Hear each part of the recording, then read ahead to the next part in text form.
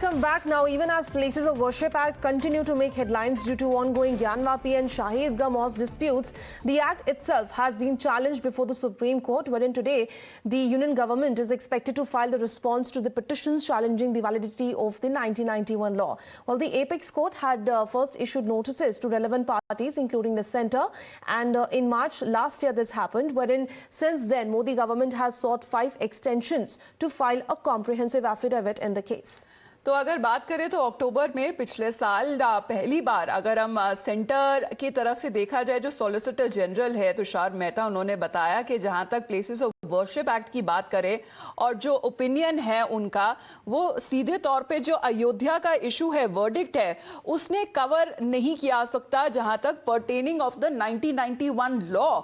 जिसके according supreme court में ये मामला सामने आया था और जो कई दशकों से चल रहा था, तो उसको बेस पॉइंट ना बनाया जाए। लेकिन अगर हम बात करें सेंटर के बारे में, क्योंकि पिछले साल के नवंबर में ही और उसके बाद और वक्त मांगा गया था सुप्रीम कोर्ट से कि जहां तक जितने फैसेट्स है और एक कॉम्प्रिहेंसिव रिपोर्ट और एफिडेविट टाइम फाइल करने में थोड़ा वक्त लगेगा सेंटर को, और उसी को लेकर let's put that on our screens for our viewers to see, because this is the crucial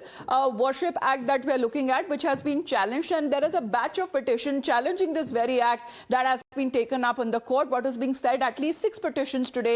will be heard. So center was asking to specify its stand. That happened in March the previous years as well. What center का इसमें stand क्या होने वाला है जो Places of Worship Act है, जिसे सीधे तौर पे सुप्रीम कोर्ट में चैलेंज किया गया है। In the last hearing centre had short for more time.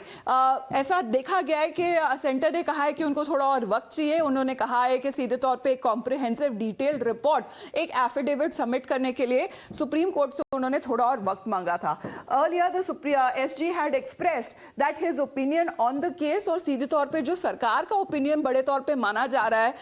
कहा गया था कि जो अयोध्या वर्डिक्ट है उसका may not have covered in the 91 act, तो उसको मद्देनजर रखते हुए जहां तक जो जजमेंट आया था अयोध्या केस में, उसको बेस पॉइंट ना रखते हुए, क्योंकि वो उसके अंदर इंक्लूड नहीं किया जा सकता जहां तक 1991 एक्ट का सवाल है। 14 नवंबर की वक्त है,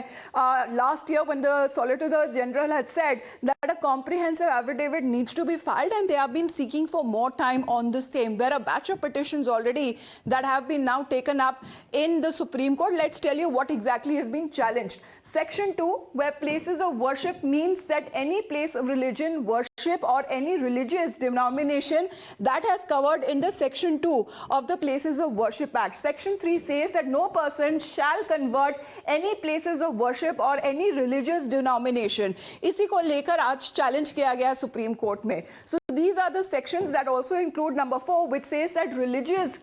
character of a place of worship on the 15th of August 1947 shall continue to be the same. तो अगर हम ज्ञानवापी के बारे में बात करें, चाहे हम शाही ईदगाह के बारे में बात करें, जो मथुरा में जो ऑनगोइंग डिस्प्यूट्स है उसको भी लेकर जो चैलेंज किया गया है 1991 एक्ट को लेकर, ये कहा गया है कि जब 15 अगस्त 1947 को जो उनका स्टेटस को था वो ही मेंटेन किया जाएगा, उसी बात को लेकर चैलेंज किया गया है।